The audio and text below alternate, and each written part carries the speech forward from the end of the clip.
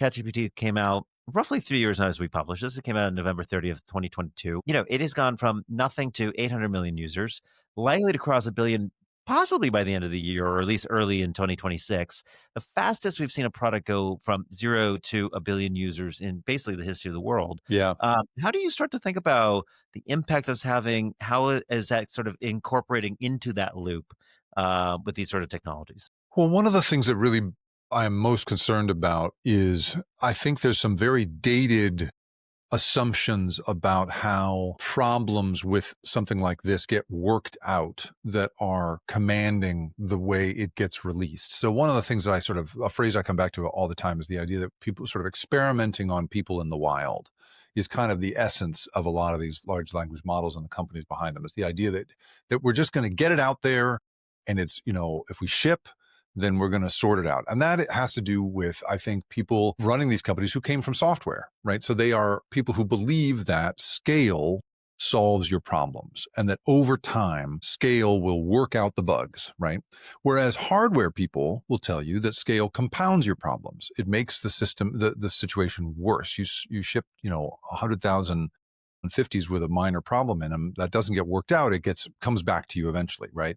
I once interviewed the CEO of Midjourney and was asking him about, some of the problems that he'd been seeing on his platform, how much sort of porn was being developed, how much violent porn was out there, like all kinds of stuff. And he basically said, well, I take this attitude that, people are generally good and we have to sort of act on that assumption and that, and we'll sort of work it out over time. And then he said, he was literally just sort of thinking out loud. This was very early, right after Midjourney had launched.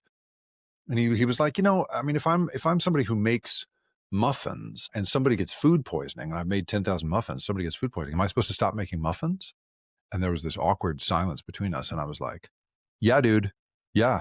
You're supposed to stop making muffins. That's what the FDA would say, not only that, you got to shut it down. You got to find out what's wrong, like an inspector is going to come to the facility. Right. Yeah. That's the whole point, I've gone to big industrial bakeries. There's one here in the Bay Area where I live called Semifrades. I went and toured the Semifrades factory. I was there for a whole other inflation story.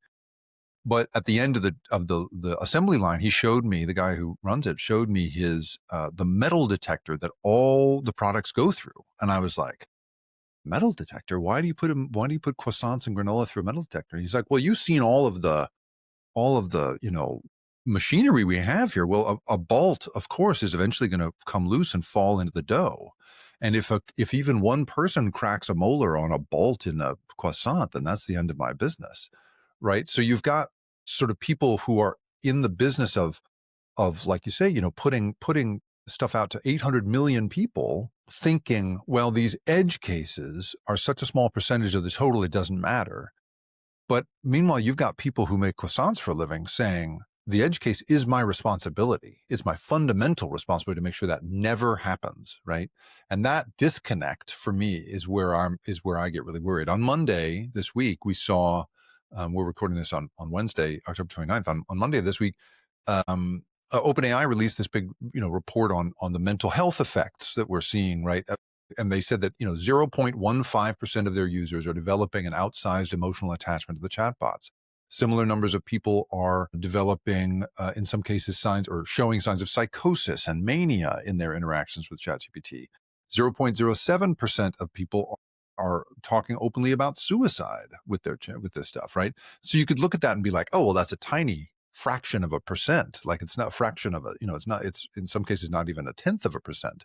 Okay, but with a project, a product that reaches 800 million weekly users, that's 500,000 people a week exhibiting suicidal ideation. That's 1.2 million people, something like that. Anyway, more than 1 million people a week exhibiting signs of psychosis with this stuff. And so I think that I think that we are dealing with the circuitry of human decision making in a way where we have to be thinking about this as hardware, or at the very least, we got to meet the standards of food because this stuff is really, really important. It's going to change how we think. And I think that the responsibility isn't quite there yet in terms of the makers of these systems.